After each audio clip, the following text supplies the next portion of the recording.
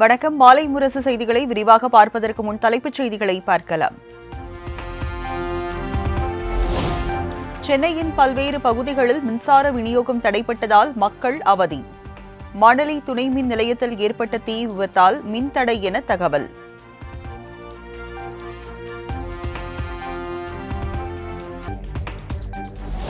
சென்னையின் பல்வேறு பகுதிகளில் மின் நிலையத்தை முற்றுகையிட்ட பொதுமக்கள். ஏன் திடீரென மின்தடை ஏற்பட்டது என அதிகாரிகளுடன் வாக்குவாதத்தில் ஈடுபட்டதால் பரபரப்பு.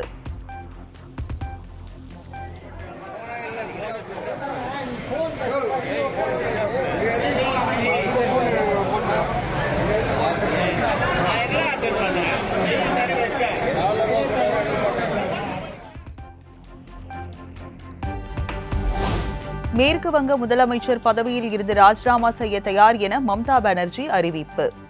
பெண் மருத்துவர் பாலியல் வன்கொடுமை விவகாரத்தில் நீதி கிடைக்க வேண்டும், பதவி முக்கியமல்ல என உருக்கம்.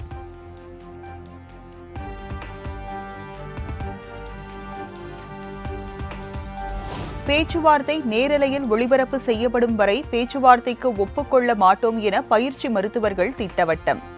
2 மணி நேரத்திற்கு மேலாக காலி நாற்காலிகளுடன் காத்திருந்த மேற்கு வங்க முதலமைச்சர் மம்தா பானர்ஜி.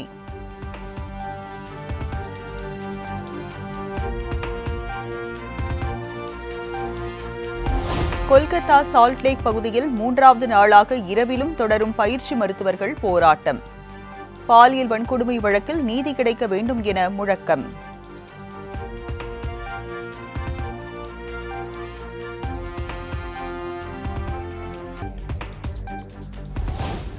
ஓய்வு பெற்ற அரசு ஊழியர்களுக்கான பணிக்கொடை உச்சவரம்பு 25 லட்சம் ரூபாயாக உயர்வு.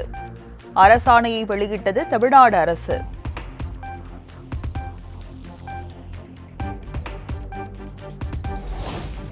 கோவையில் நடந்த தொழில்துறை கலந்தாய்வு கூட்டத்தில் இனிப்புக்கு 5%, காரத்திற்கு 12% வரி விதிப்பு என பேசிய விவகாரம்.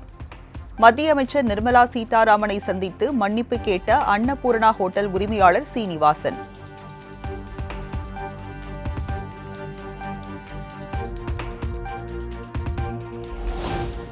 தமிழ்நாட்டில் நாளை நடைபெறுகிறது குரூப் 2, 2A முதல் நிலை தேர்வு. 8 லட்சம் பேர் தேர்வு எழுதுவதற்கு 2763 மையம் அமைக்கப்பட்டுள்ளதாக TNPSC அறிவிப்பு.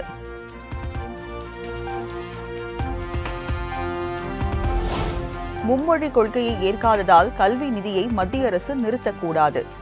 தமிழ்நாடு கல்வியில் சிறந்த மாநிலமாக திகழ்வதாக உயர்கல்வித்துறை அமைச்சர் பொன்முடி பெருமிதம்.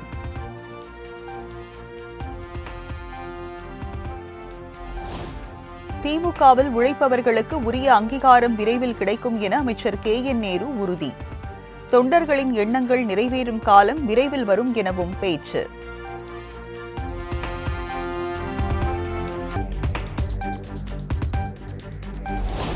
எத்தனை கட்சிகள் புதிதாக வந்தாலும் திமுகவிற்கு இணையாக உருவாக வாய்ப்பே இல்லை. திமுக செயல் வீரர்கள் கூட்டத்தில் அமைச்சர் மா சுப்பிரமணியன் பேச்சு.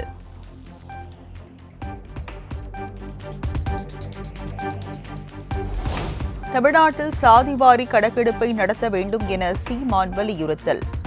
அருந்ததியர், இஸ்லாமியர்களுக்கு ஒதுக்கீடு தர முடிந்தது, சாதிவாரி கணக்கெடுப்பு ஏன் நடத்த முடியவில்லை எனவும் கேள்வி.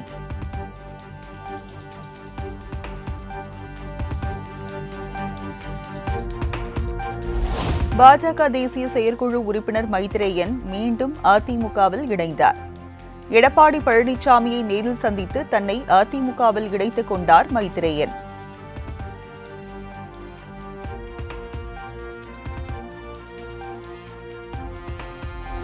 மதுரை மாவட்டம் வில்லூரில் நடைபெற்ற திமுக கூட்டத்தில் வழங்கிய பிரியாணி சாப்பிட்டவர்களுக்கு வாந்தி, மயக்கம். மதுரை விருதுநகரில் உள்ள அரசு மருத்துவமனையில் 200க்கும் மேற்பட்டோர் சிகிச்சைக்காக அனுமதி.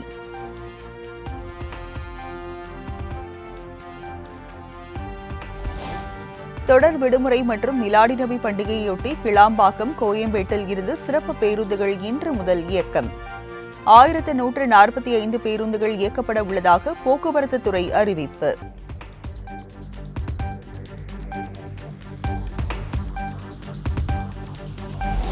அடுத்த ஆண்டு ஜனவரி மாதம் முதல் மக்களின் பயன்பாட்டுக்கு வருகிறது கிளாம்பாக்கம் ரயில் நிலையம்.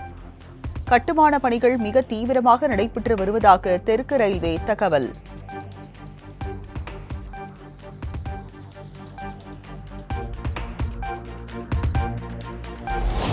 கடலூர் கிளைச்சிலை அருகே திடீரென வாகன சோதனையில் ஈடுபட்ட போக்குவரத்து காவலர்கள். 18 வயதுக்கு உட்பட்ட சிறுவர்கள் ஓட்டி வந்த வாகனங்களுக்கு அபராதம் விதிப்பு.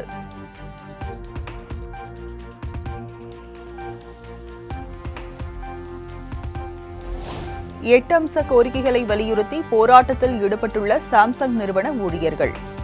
தொழிலாளர் நலத்துறை அமைச்சர் தலைமையில் நடைபெற்ற பேச்சுவார்த்தை தோல்வி.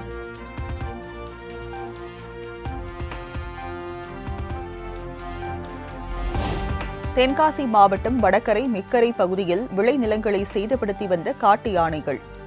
வனப்பகுதிக்குள் வனத்துறையினர் விரட்டியதால் நிம்மதியடைந்த விவசாயிகள்.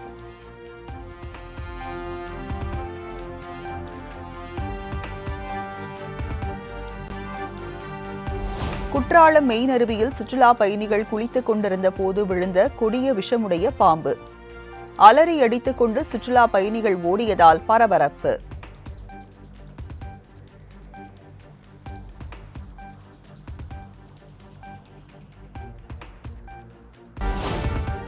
புதுச்சேரி மாநிலம் ஏனாம் மாகாணத்தில் சூரிய அஸ்தமனத்தின் போது வழக்கத்திற்கு மாறாக கரும் சிவப்பு நிறத்தில் காட்சியளித்த வானம். ஆச்சரியத்துடன் பார்த்து சென்ற பொதுமக்கள்.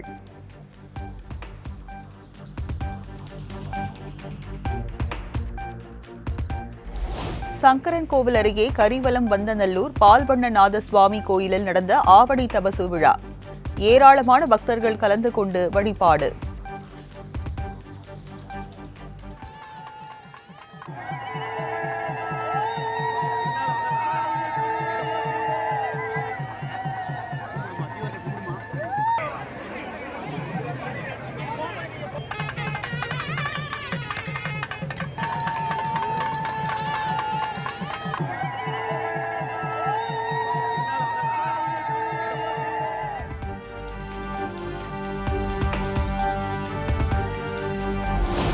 ஓணம் பண்டிகையை முன்னிட்டு சபரிமலை ஐயப்பன் கோயிலில் இன்று நடை திறப்பு.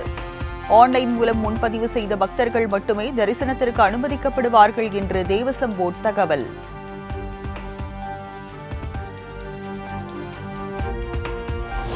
தமிழ்நாட்டிற்கு உரிய காவிரி நீரை திறந்துவிட வேண்டும். கர்நாடகாவுக்கு காவிரி ஒழுங்காற்று குழு வலியுறுத்தல்.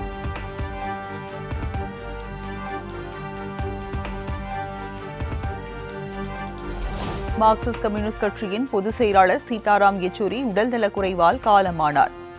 குடியரசுத் தலைவர் திரௌபதி முர்மு, பிரதமர் மோடி, ராகுல் காந்தி, முதலமைச்சர் மு க ஸ்டாலின், எடப்பாடி பழனிசாமி உள்ளிட்ட தலைவர்கள் இரங்கல்.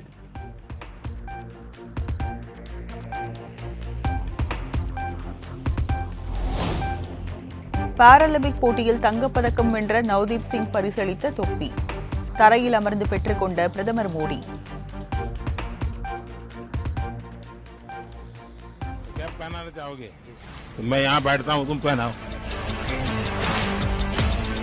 तुम मुझसे बड़े हो, दिखाई दे।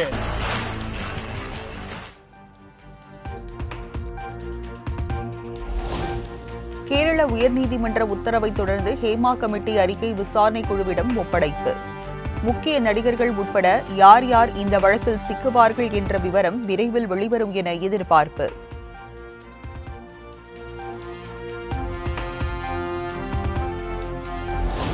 மதுபான கொள்கை முறைகேடு வழக்கில் முதலமைச்சர் அரவிந்த் கெஜ்ரிவாலுக்கு ஜாமீன் கிடைக்குமா? டெல்லி உயர்நீதிமன்றம் தீர்ப்பை எதிர்த்த வழக்கில் இன்று தீர்ப்பளிக்கிறது உச்சநீதிமன்றம்.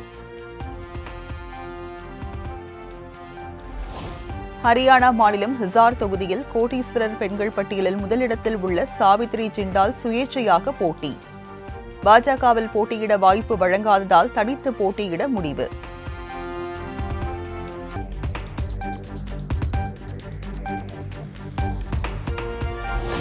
வங்கதேச அணிக்கு எதிரான முதல் டெஸ்ட் போட்டியில் பங்கேற்பதற்காக சென்னை வந்தடைந்த இந்திய அணி வீரர்கள்.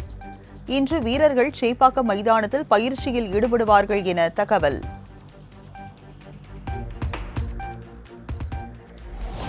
பதினோராவது இந்தியன் சூப்பர் லீக் கால்பந்து தொடர் கொல்கத்தாவில் இன்று தொடங்குகிறது. முதல் ஆட்டத்தில் மும்பை சிட்டி, மோகன் பகான் அணிகள் பலப்பரீட்சை.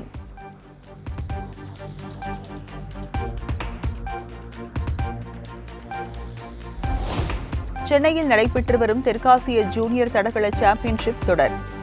நீளம் தாண்டுதல் பிரிவில் தமிழ்நாட்டை சேர்ந்த ஜிதின் தங்கப்பதக்கம் வென்று அசத்தல்.